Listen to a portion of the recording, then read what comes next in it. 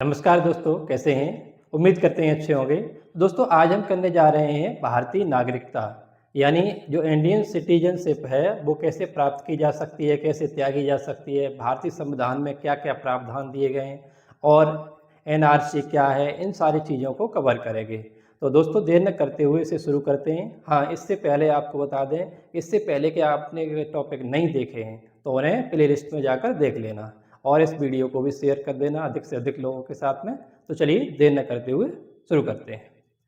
तो जो नागरिकता है यानी सिटीजनशिप है, वो पहले तो हमें पता होना चाहिए कॉन्स्टिट्यूशन में कहाँ पर दी गई है, यानी भारतीय संविधान में कहाँ पर इसका प्रावधान है। तो भारतीय संविधान के भाग 2 में और आर्टिकल कहाँ से 5 से 11 तक है। ठीक है, अगर आपसे पूछा जाए कौन से आर्टिकल में है तो 5 से 11 तक नागरिकता के प्रावधान है और भाग पूछा जाए तो भाग कौन सा है, 2 है। ठीक है, पार्ट 2 है।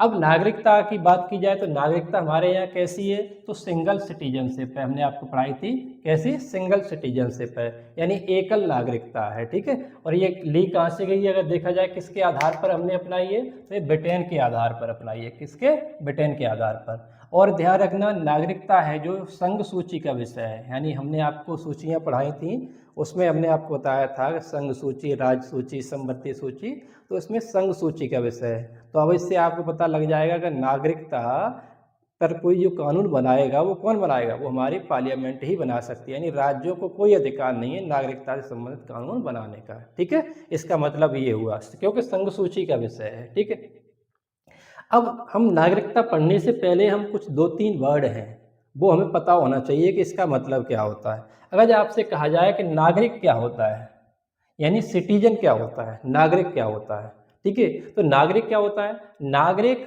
ऐसा व्यक्ति है जिसे क्या है, राज्य या देश की ओर से विशेष अधिकार, विशेष अधिकार कौन से, राजनीतिक या कह सकते हो नागरिक अधिकार, ये सारी चीजें दी गई, यानी ये अधिकार दिए गए हों किसी व्यक्ति को, तो वही क्या कहलाएगा, वो नागरिक कहलाएगा उस देश का। जैसे कह सकते हो कौन से अधिकार हैं, ये सरकारी नौकरी में हिस्सेदारी हो सकती है, चुनाव लड़ने की बात हो सकती है ना, तो ये सारी चीज़ें, वोट देने का अधिकार हो सकता है, यानी बहुत सारे अधिकार हो सकते हैं। ये सारी चीज़ें क्या है, ये नागरिक को ही प्राप्त होती हैं। किसको? नागरिक को। देखो, नागरिक और व्यक्ति में अंतर होता है। नागरिक का मतलब होता है किसी देश का नागरिक हो, यानी वहाँ की उस पर सिटीजनशिप हो, ठीक है, वहाँ का पासपोर्ट धारक हो वो, तो वो क्या कहलाएगा, नागरिक कहलाएगा। सिटीजन का मतलब होता है नागरिक। ठीक है, अब नागरिक जो होता है और व्यक्ति होता है, व्यक्ति तो कोई भी हो सकता है, बाहरी देश का व्यक्ति भी हो सकता है। ठीक है, सिटीजन और नागरिक क्या होगा, वहाँ का रहने वाला परमानेंट होगा, परमानेंट रहने वाला हो, या हो सकता है कोई बाहर भी थोड़े समय तक रह रहा हो, वो भी देखेंगे हम। ठीक है, कहने का तात्पर्य वो पासपोर्ट धारक वहाँ का उसी देश का होगा। ठीक है, दूसरी बात है व्यक्ति। व्यक्ति तो कोई भी हो सकता है, अमेरिका का भी हो सकता है, यूरोप का भी हो सकता है, कोई भी हो सकता है। ठीक है, तो व्यक्ति और नागरिक में ये अंतर है। अगर आपसे कहा जाए कि एनआरआई, बहुत बार सुना होगा आपने, एनआरआई क्या है, तो नॉन रेजिडेंट, ठीक है, नॉन रेजिडेंट इंडिया, यानी ये इसका कहने का मतलब है कि परमानेंट तरीके से भारत में नहीं रह रहा है ये। ठीक है, क्या नहीं रह रहा है, परमानेंट तरीके से भारत में नहीं रह रहा है, यानी इसे हिंदी में अनिवासी भारतीय भी बोलेंगे, यानी जो भारत में निवास नहीं कर रहे हैं, लेकिन उसके लिए एक दिन का क्राइटेरिया रखा गया है, कितने दिन तक निवास नहीं कर रहे हैं। तो इसमें कहा गया है 1 वर्ष में, कितना, 1 वर्ष में 182 दिन से अधिक समय तक। ठीक है, अधिक समय तक अगर बाहर से बाहर रहता है तो उसे क्या बोलेंगे, हम एनआरआई बोलेंगे। यानी कहने का तात्पर्य है कि वो 1 वर्ष में 183 या उससे अधिक दिनों तक अगर रह रहा है बाहर तो वो क्या होगा, एनआरआई होगा। लेकिन इसमें स्टूडेंटों को शामिल नहीं किया जाता है। ठीक है, इसमें क्या है, स्टूडेंटों को शामिल नहीं किया जाता है, ये चीज़ याद रखना, क्योंकि स्टूडेंट तो पढ़ने जाते हैं।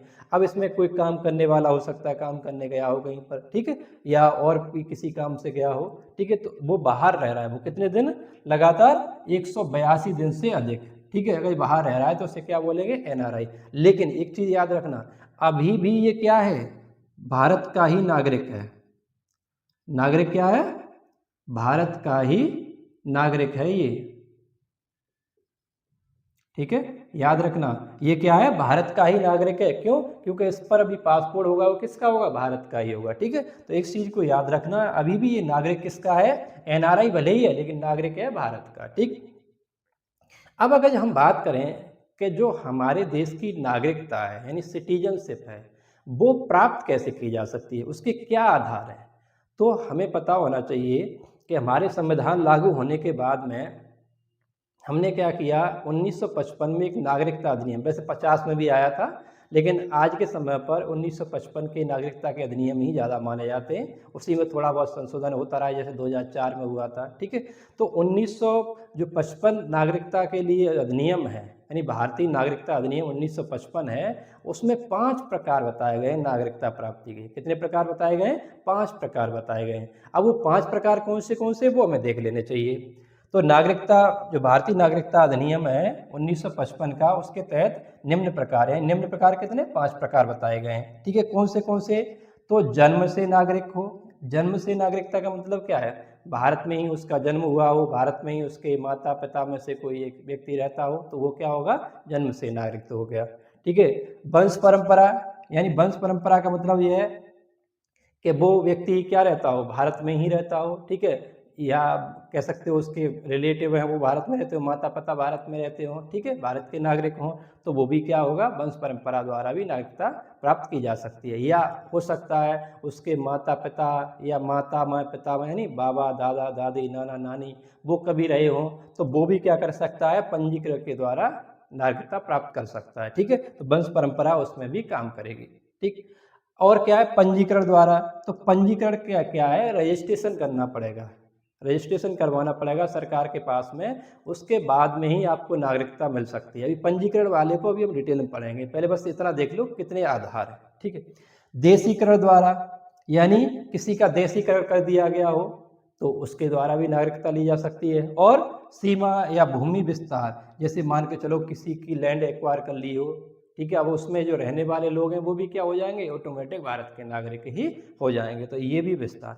अब देखो पंजीकरण वाला है, पंजीकरण वाले में 2-3 प्रावधान है, 2 प्रावधान मुख्य रूप से। अगर आप बाहर के रहने वाले हो, नहीं बाहर रह रहे हो पहले, ठीक है, या माता पिता या माता माँ पिता माँ, है ना, ऐसा लिखा हुआ संविधान में, ठीक है, यानी ग्रैंड फादर और ग्रैंड मदर जो भी हैं आपके, वो अगर जो भारत के हैं, तो आप क्या कर सकते हो? एक एप्लीकेशन देकर आप नागरिकता प्राप्त कर सकते हो, लेकिन उसके लिए क्या है? प्रावधान रखे गए हैं। तो अगर आपसे बोला जाए, ये आप लोग लिख लो, ठीक है, या स्क्रीनशॉट ले लो, अब इसे हम साफ करते हैं, ये वाला समझा दें आपको पहले, ठीक है, स्क्रीनशॉट लो। अब इसमें अगर देखा जाए कि देशीकरण द्वारा या कह सकते हो पंजीकरण द्वारा नागरिकता किसे, पंजीकरण द्वारा नागरिकता किसे प्राप्त हो सकती है, तो पंजीकरण के लिए क्या है? एक प्रावधान किया गया है। प्रावधान क्या किया गया है? प्रावधान ये है कि वो व्यक्ति पहले से कितने समय तक रहा है भारत में, ये पता होना चाहिए पहले, क्योंकि पंजीकरण के लिए पहले रजिस्ट्रेशन होना चाहिए उसका, यानी पंजीकरण होना चाहिए, ठीक है ना। उसके बाद में वो कितने समय तक भारत में रहेगा, ठीक है। इसका कहने का मतलब है कि वो किसी देश का नागरिक है, मान के चलो किसी देश का नागरिक, अगर नागरिक है तो वो क्या करेगा? हमारे भारत सरकार के पास में एक एप्लीकेशन देगा, ठीक है, क्या करेगा? भारत सरकार के पास में एक एप्लीकेशन देगा। अब भारत सरकार के पास में एप्लीकेशन कैसे देगा? तो उसके भी 2 तरीके हैं। 2 तरीके क्या है? कि वो कम से कम 12 वर्ष तक, यानी नागरिकता प्राप्ति से पहले 12 वर्ष तक क्या रहा हो? भारत में रहा हो। अब 12 वर्ष का भी एक तरीका है। 12 वर्ष में क्या है कि अगर आवेदन किया है उससे पहले क्या है, अगर 1 वर्ष तक वो भारत में परमानेंट तरीके से रहा हो, और पिछले 14 वर्षों में, यानी और 14 वर्षों में क्या रहा हो? 11 वर्ष तक नागरिक रहा हो। तो इसमें लिख लो आप लोग, ठीक है, कि कोई व्यक्ति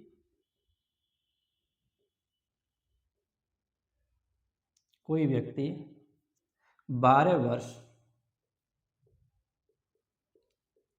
तक भारत में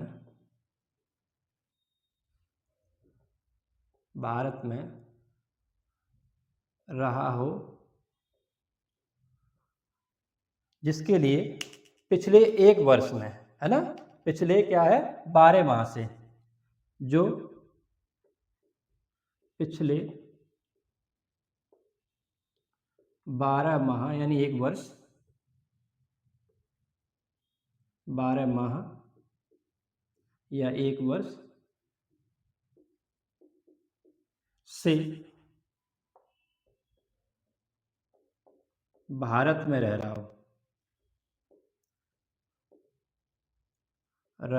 हो,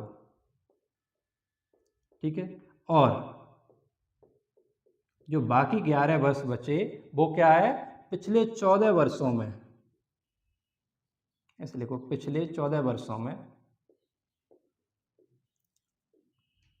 पिछले 14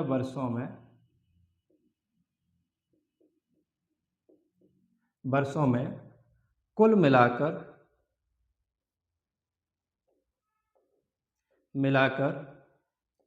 11 वर्ष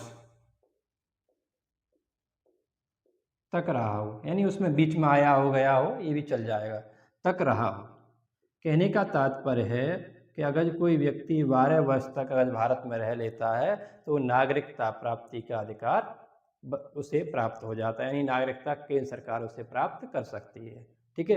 अब प्रदान कर सकती है, देखो अगर नागरिकता के बारे में पूछा जाएगा, जब आपसे मिनिस्ट्री पूछी जाए तो कौन सी होगी, तो होम मिनिस्ट्री रहेगी, ठीक है। नागरिकता के संबंध में जो भी प्रावधान करेगी या जो भी प्रेस रिलीज करेगी वो कौन करेगी, होम मिनिस्ट्री करेगी, यानी हमारा गृह मंत्रालय ही करेगा इस चीज़ को, ठीक है। इस चीज़ के बारे में याद रखना। एक बात और है कि अगर आप पंजीकरण के द्वारा, एक और चीज़ है, अगर कोई भारत का मान लो पहले पिता महापितामही यानी दादा दादी नाना नानी या माता पिता कोई पहले से भारतीय नागरिक रहा है, ठीक है, भारतीय नागरिक रहा है और वो नागरिकता प्राप्त करना चाहता है तो उसके लिए कुछ सहूलियत अलग है, ठीक है। उसके लिए क्या है कि भारत, ऐसे लिख लो, उसके पूर्वज नागरिकता प्राप्त करने वाले के,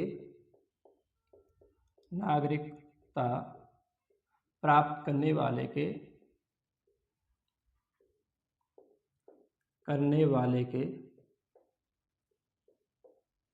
पूर्वज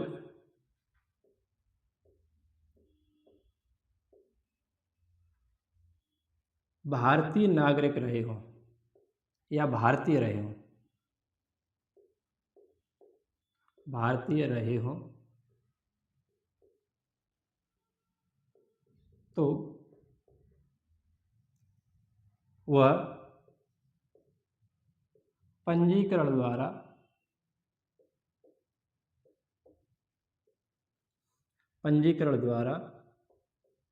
नागरिकता प्राप्त कर सकता है,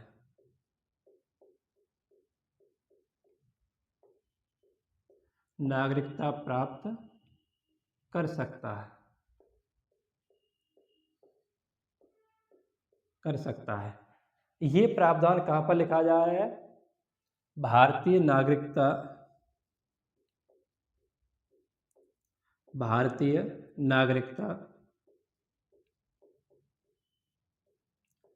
अधिनियम, अधिनियम 1955 की धारा 5(1),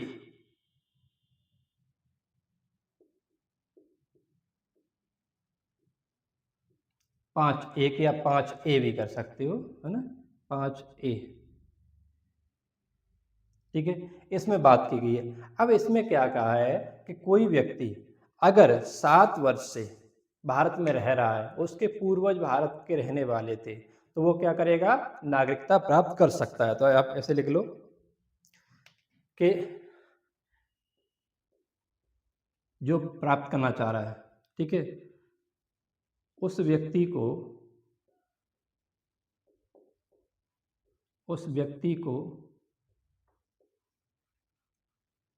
कम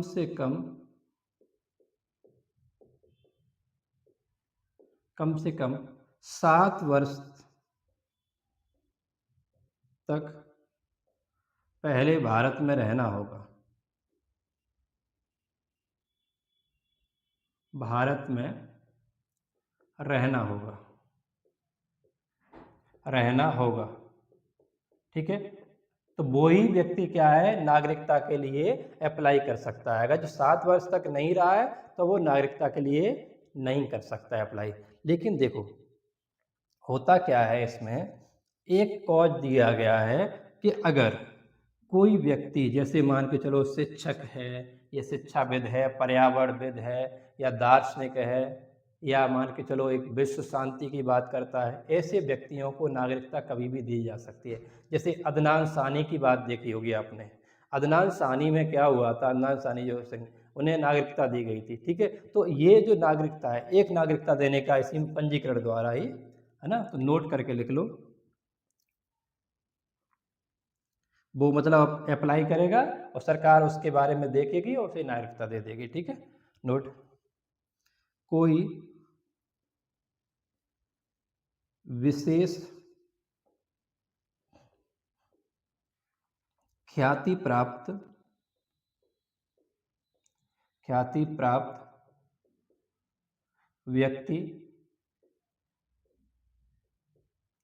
व्यक्ति है तो संविधान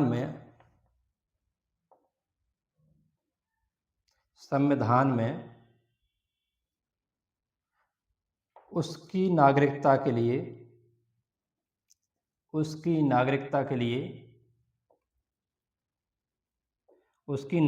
लिए विशेष प्रावधान किए गए हैं। विशेष प्रावधान किए गए हैं।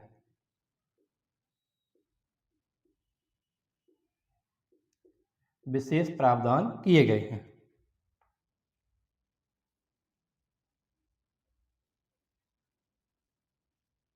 ठीक है, अब विशेष प्रावधान क्या किए गए हैं? अब इसमें कौन कौन से व्यक्ति हो सकते हैं, अगर हम आपसे बात करें कि इसमें कौन से व्यक्ति हो सकते हैं। ठीक है, तो उसमें कोई शिक्षाविद हो सकता है। ठीक है, ऊपर लिख दे रहे हैं, तो नीचे दिखाई नहीं देगा फिर आपको।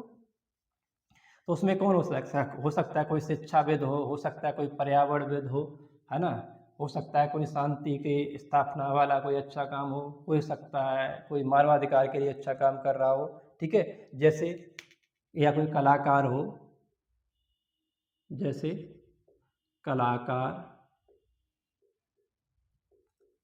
कलाकार पर्यावरणविद।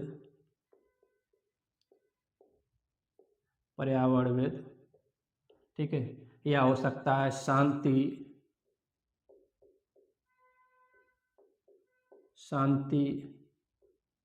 स्थापित करने वाला, ऐसे कर लो, स्थापित करने वाला। ठीक है, हो सकता है कोई शिक्षाविद हो,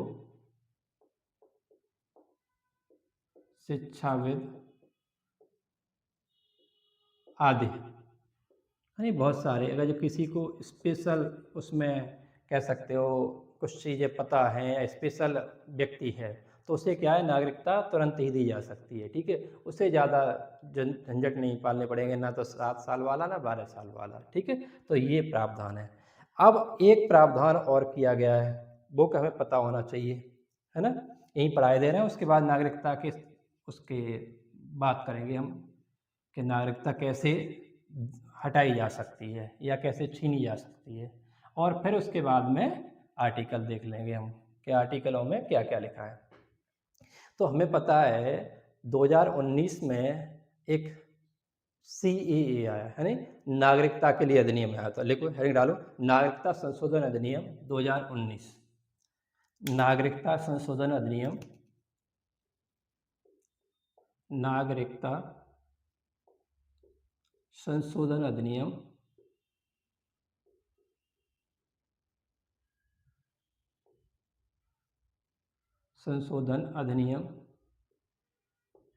अधिनियम 2019।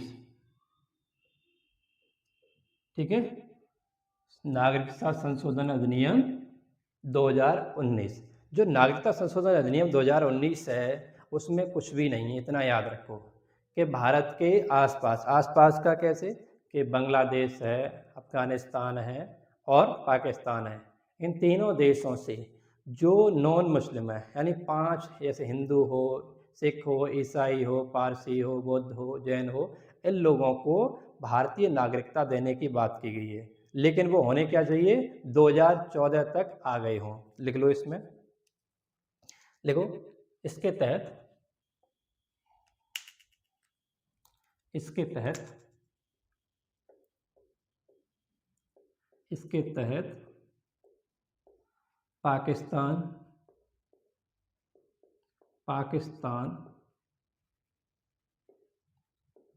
बांग्लादेश, बांग्लादेश और अफगानिस्तान, अफगानिस्तान, अफगानिस्तान से आए हुए, से आए हुए 5 धर्मों के,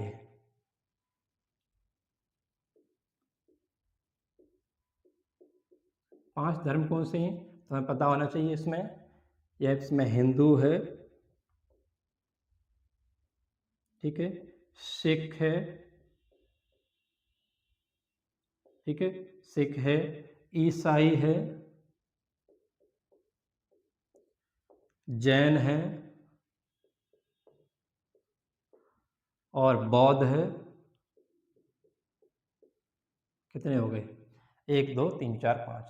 तो ये क्या रखे गए हैं, यानी कह सकते हो इसमें मुस्लिम शामिल नहीं है। कौन शामिल नहीं है, मुस्लिम शामिल नहीं है। इसमें कौन कौन रखे गए हैं, हिंदू, सिख, ईसाई, जैन और बौद्ध को नागरिकता प्रदान करने, प्रदान करने का प्रावधान है,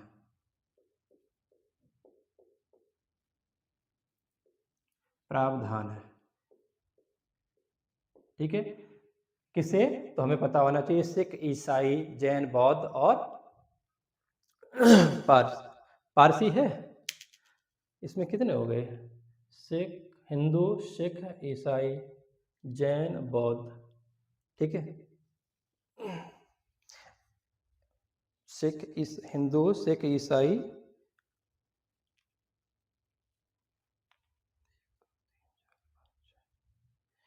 सॉरी 6 होने चाहिए, है ना, 6 लिखो इसमें, है ना। सिख, हिंदू, सिख, ईसाई और हाँ पारसी रह गए, है ना, पारसी, ठीक है। तो पारसी, हिंदू, सिख, ईसाई, जैन और बौद्ध, हाँ 6 थे, ठीक है। पारसी, हिंदू, सिख, ईसाई, जैन और बौद्ध लोगों को नागरिकता के प्रावधान किए गए। तो इसमें 6 लिख लो, ठीक है, 6 धर्म हो गए, सॉरी, ठीक है। 6 धर्मों के लोगों को क्या है, नागरिकता के प्रावधान किए गए। अब अगर आपसे बोला जाए कि ये कौन से व्यक्ति होंगे, तो वो व्यक्ति होंगे जो क्या हो, अब इसमें कंडीशन क्या होगी, यानी कंडीशन क्या है, ये 31 दिसंबर, दिसंबर 2014, कौन सा, 2014 तक भारत में, भारत में आ गए हों, आ गए हों, ठीक है। क्या हो, ध्यान रखना, डेट याद रखना, 31 दिसंबर 2014 तक भारत में आ गए हों। लेकिन इसमें एक बात और कही गई है, जैसे हमने आपको बताया था 6 शेड्यूल में AMTM, असम, मेघालय, त्रिपुरा और मिजोरम, ये जो 4 राज्य थे यानी 6वीं अनुसूची में, अब वो और नहीं होने चाहिए, यानी उनमें अगर जो कोई आया है तो उन्हें नहीं दी जाएगी ये नागरिकता, ठीक है। और जो बंगाल प्रोविजन एक्ट था उसके तहत भी नहीं दी जाएगी। तो आप इसमें एक लिख लो, है ना, कि इसमें रोक कहाँ पर लगाई गई है नी, ठीक है। तो नोट करके लिख लो, नोट लिखो, AMTM ऐसे लिखो, 6 अनुसूची, 6वीं अनुसूची में शामिल राज्यों, ये ज़्यादा अच्छा रहेगा, 6वीं अनुसूची, 6वीं अनुसूची में शामिल राज्यों इसमें कौन होंगे, AMTM, यानी इसका फुल फॉर्म क्या हुई कि असम, मेघालय,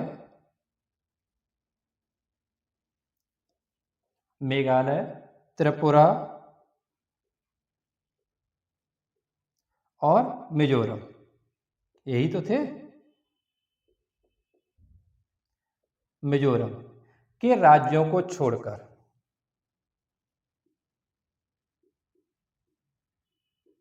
राज्यों को छोड़कर, ठीक है। तो ये वाले राज्य इसमें शामिल नहीं होंगे, ठीक है। कौन से 6वीं अनुसूची में शामिल राज्य, जैसे असम, मेघालय, त्रिपुरा और मिजोरम। हमें पता है कि 6वीं अनुसूची में ये राज्य शामिल हैं, तो उन्हें, क्योंकि देखो ऐसा है वहाँ पर कोई जनांकीय परिवर्तन ना हो, यानी डेमोग्राफिक चेंजिंग ना हो, इसीलिए वहाँ पर जनजाति और लोगों के अधिकार सुरक्षित रखने की बात की गई है, ठीक है। इसमें एक चीज़ और है कि हमें पता है Bengal eastern front special regulation था, ठीक है। क्या था इसमें, यहाँ लिख दें, अब लोग इसकी शॉट लो जल्दी, ठीक। तो इसमें क्या था, एक प्रावधान और दिया गया है इसमें, क्या दिया गया है कि कहाँ पर, नोट में दूसरा प्रावधान लिखो कि बंगाल ईस्टर्न जो फ्रंट सिस्टम था, वहाँ पर कह सकते हो ईस्टर्न बंगाल में जो सिस्टम था, Bengal eastern frontier regulation, Bengal, दूसरा नोट में है ना, बंगाल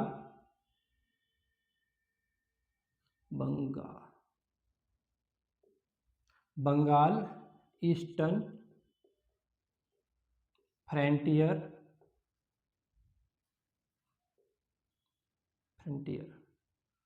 फ्रंटियर होगा, है ना, फ्रंटियर रेगुलेशन।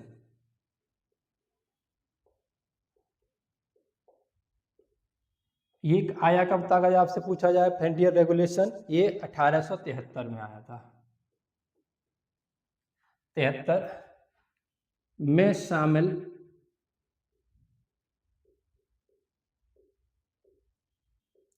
क्षेत्र को भी इससे बाहर रखा गया है, इससे बाहर रखा गया है, रखा गया है, ठीक है। यानी कहने का तात्पर्य है कि ये जो प्रावधान है इन्हें भी, इनके तहत भी नागरिकता, यानी इस क्षेत्र में नागरिकता नहीं मिलेगी, जो कि 2019 में एक्ट आया उसके थ्रू, ठीक है। इस चीज़ को अगर आपसे पूछा जाए कि जो नागरिकता संशोधन अधिनियम 2019 है, ये लागू कब हुआ, कोई बता सकते हैं आप लोग, कमेंट बॉक्स में थोड़ा बहुत तो कमेंट किया करिए, तो लिख लो 11 मार्च 2024,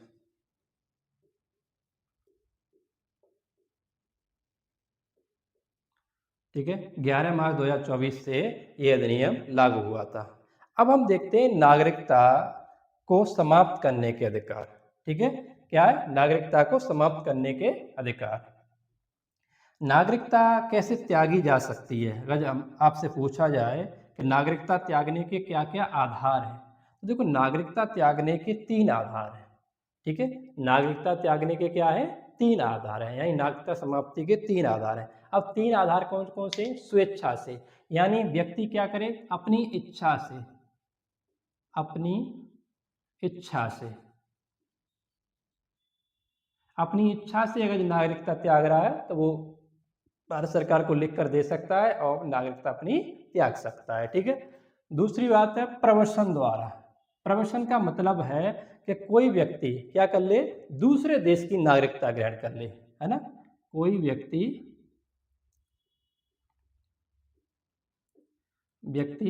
दूसरे देश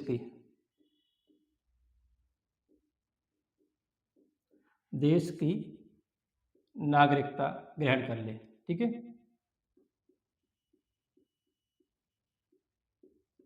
नागरिकता ग्रहण कर ले, ठीक। दूसरे देश की नागरिकता अपना ले तो उसे क्या कहेंगे, वो भी त्याग सकता है। यानी अगर मान के चलो किसी दूसरे देश की नागरिकता त्याग ली तो अपने भारत का तो रहा ही नहीं, है ना। कहने का मतलब है प्रवर्सन, प्रवर्सन का मतलब वो चला गया, है ना। अब वहाँ से भारत से चला गया बाहर, तो कोई व्यक्ति दूसरे देश की नागरिकता का जो त्याग दे, कह सकते हो ग्रहण कर लेता है, सॉरी ग्रहण कर लेता है, तो भारत की नागरिकता क्या हो जाएगी, त्याग दी जाएगी। ठीक है।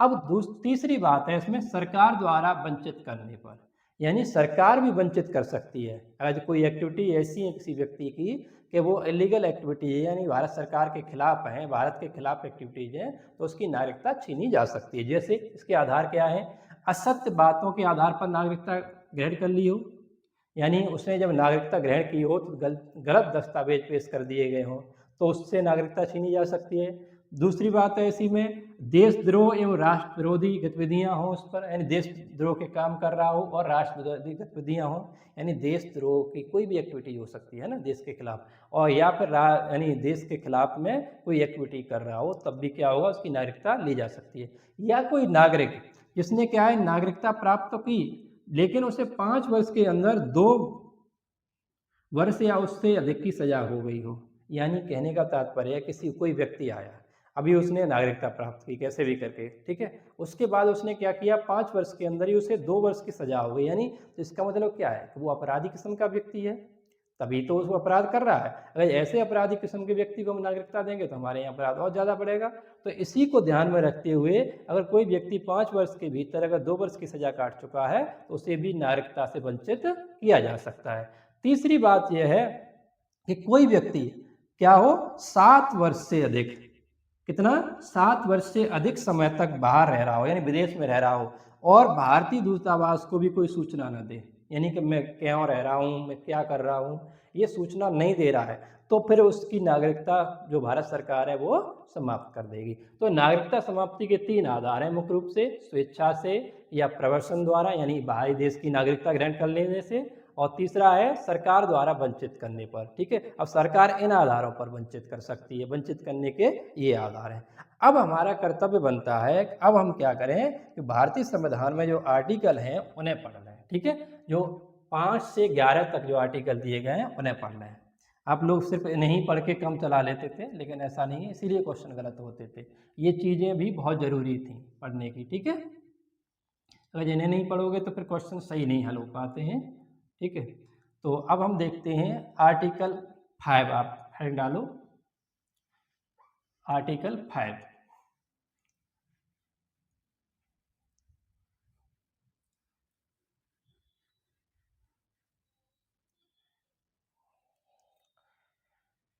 ठीक है, अनुच्छेद 5,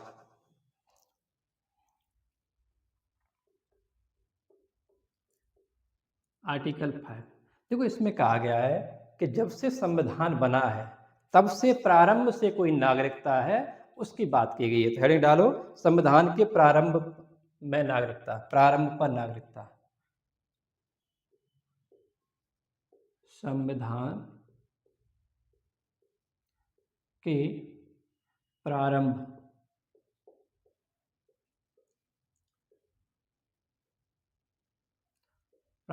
पर नागरिकता,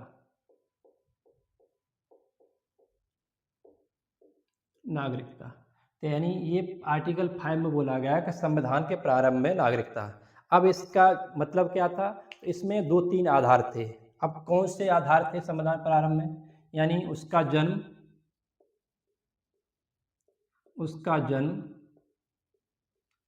भारत में हुआ हो, भारत में हुआ हो। ठीक है, ये भी एक आधार था। दूसरा आधार क्या था, जिसके माता पिता या कोई उसमें से राज्य क्षेत्र में, भारतीय राज्य क्षेत्र में जन्मा हो, है ना, उसके माता पिता, उसके माता या पिता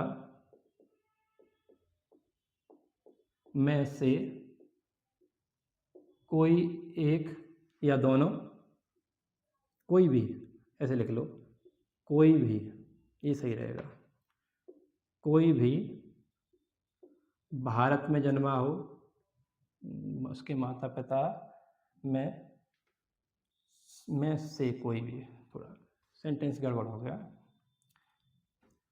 में से कोई भी भारत में जन्मा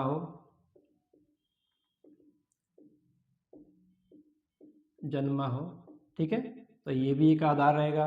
और आधार क्या रहेगा, यानी प्रारंभ में, यानी जब संविधान जब बन रहा था उस समय प्रारंभ में क्या हो, 5 वर्ष तक भारत में रहा हो, या 5 वर्ष से भारत में रहा हो।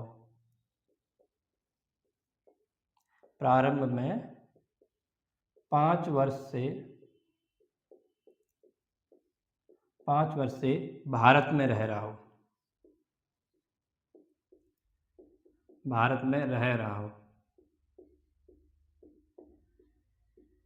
देखो अगर आप लोग कोई वनडे वाले देख रहे हो तो फिर इतना ये सब चीज़ें याद मत करना, है ना।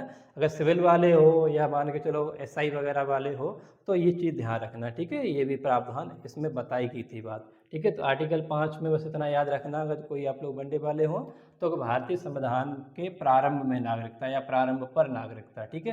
तो ये कब दी गई है, आर्टिकल 5 में। अब आर्टिकल 6 में क्या कहा गया है, आप लोग कुछ बताओ। आर्टिकल 6 देखो हमेशा एक चीज़ ध्यान रखना, व्यवस्थित तरीके से जब तक नहीं पढ़ेंगे तब तक क्या होगा, दिक्कत होगी। एक सेकंड,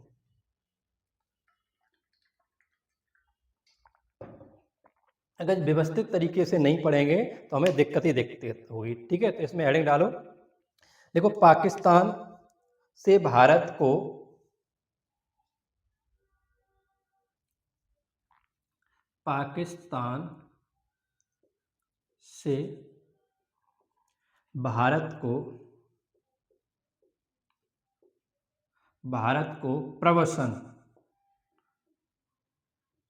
प्रवसन, यानी प्रवसन का मतलब है कि आने वाले, प्रवसन करने वाले या भारत आने वाले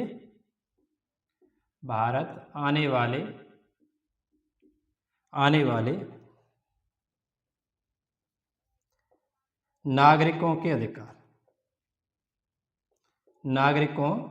के अधिकार, ठीक है। इसमें क्या कहा गया है कि मान के चलो जब हमारा देश जब आज़ाद हुआ तब उस समय क्या हुआ था, बहुत सारे लोग पाकिस्तान में भी रह रहे थे। अब वो पाकिस्तान से अगर भारत में आए हैं तो उन्हें भी नागरिकता के अधिकार उस समय दे दिए गए, क्योंकि वो भी उस समय भारतीय राज्य क्षेत्र के अधीन थे। यानी 1935 का जो अधिनियम आया था उसमें जो राज्य क्षेत्र था उसके अधीन थे। जब उसके अधीन थे तो अब बंटवारे में मान के चलो भले ही वो पाकिस्तान में रह रहे थे लेकिन भारत में आए तो उन्हें नागरिकता के अधिकार दिए गए थे, ठीक है। इस चीज़ का याद रखना। अब नेक्स्ट आर्टिकल है आर्टिकल 7।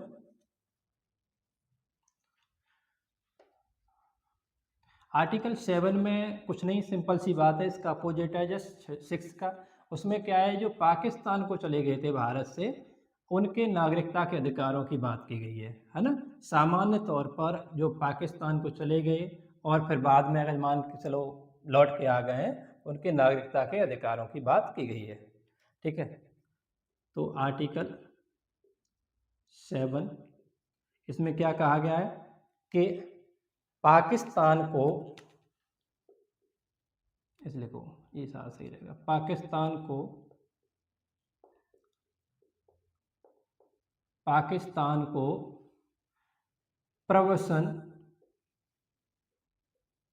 प्रवसन का मतलब होता है माइग्रेंट, है ना। कह सकते हो माइग्रेट करके चले गए, ठीक है। माइग्रेट सही शब्द होगा इसके लिए। प्रवसन पाकिस्तान को, ऐसे लिखो गलत हो गया सेंटेंस, पाकिस्तान को प्रवसन करने वाले लोगों के नागरिकता के अधिकार,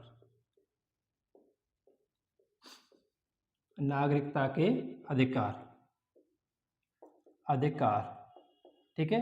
जो कहने का तात्पर्य है जो पाकिस्तान को चले गए, यानी भारत छोड़ के पाकिस्तान को चले गए लेकिन फिर भारत में आए, ठीक है। तो उनके नागरिकता के अधिकारों को सुरक्षित रखा गया है ना, क्योंकि उस समय क्या था, जब विभाजन हुआ था तब बहुत सारी दिक्कतें हो रही थी लोगों को, है ना।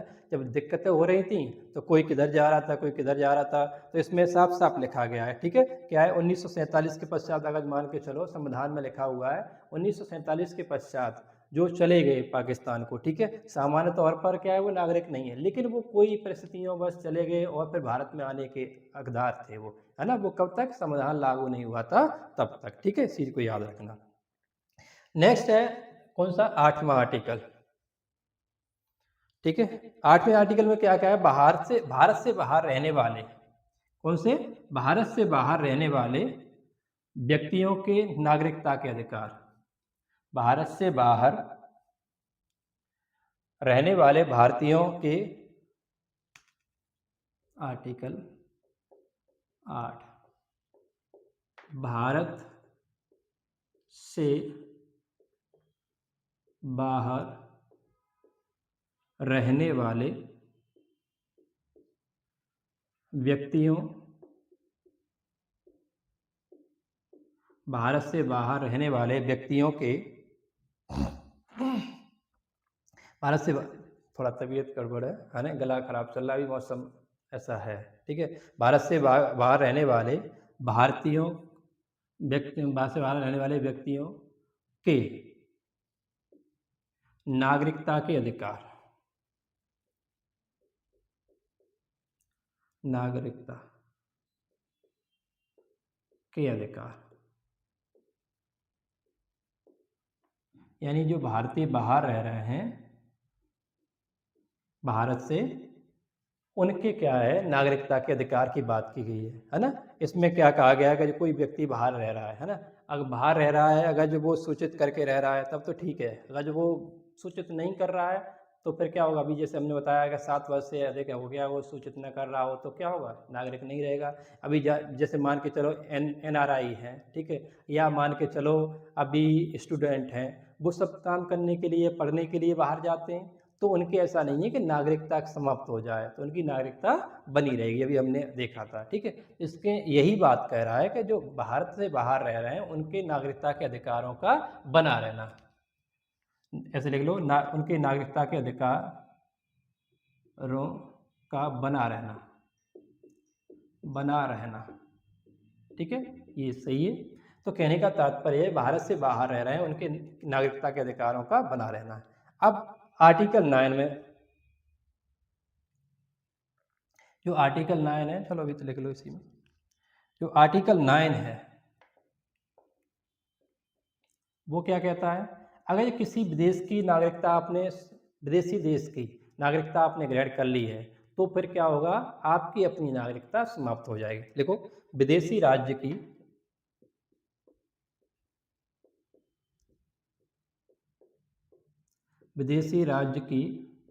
नागरिकता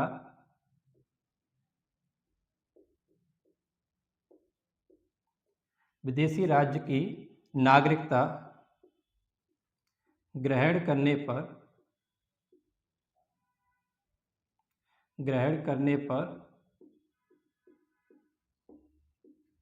भारत की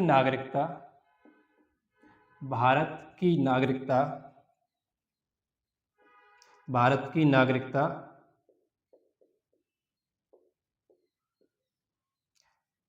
का समाप्त हो जाना,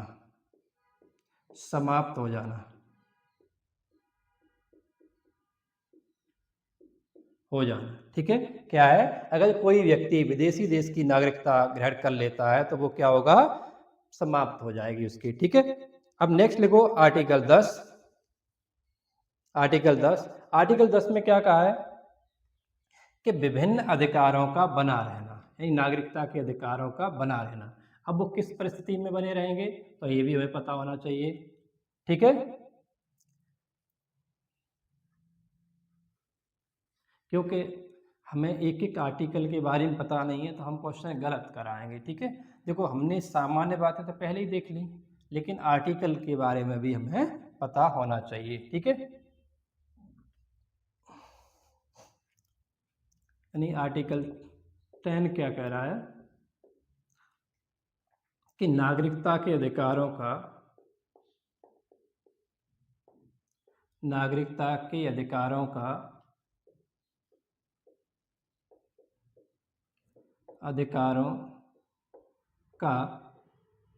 बना रहना।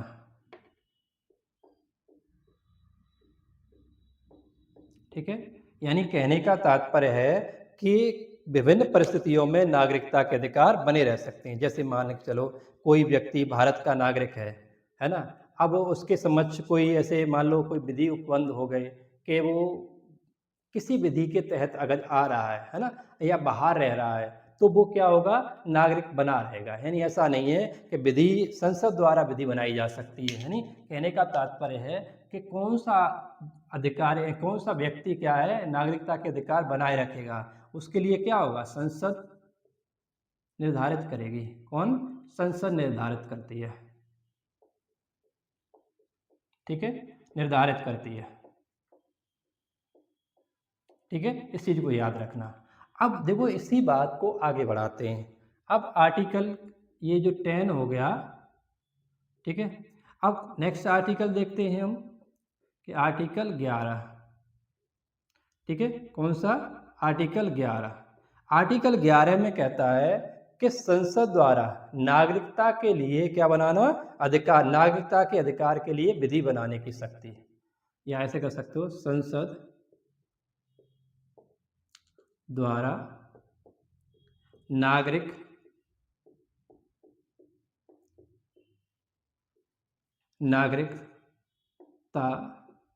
के अधिकारों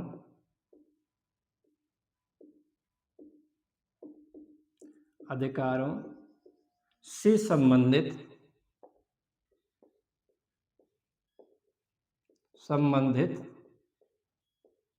विधि बनाना।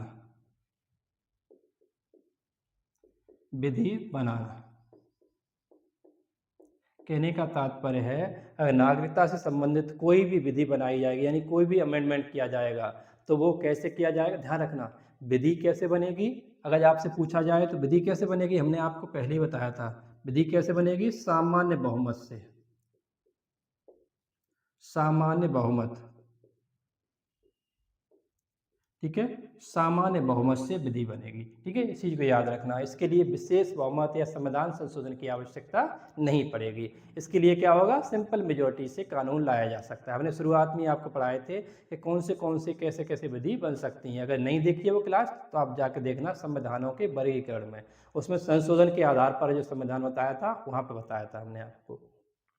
तो अब इसमें क्या है, जैसे मान के चलो कितने समय तक, अब जैसे 2019 का जो कानून आया है ना, नागरिकता संशोधन अधिनियम, अब उसमें जो हिंदुओं को, सिखों को, पारसियों को, बौद्ध, जैन को, जब 6 लोगों को या 6 धर्मों के लोगों को क्या किया गया, नागरिकता संबंधी अधिकार दिए गए, तो वो किसने कानून बनाया, संसद ने बनाया। तो संसद समय समय पर कानून नागरिकता के संबंध में बना सकती है।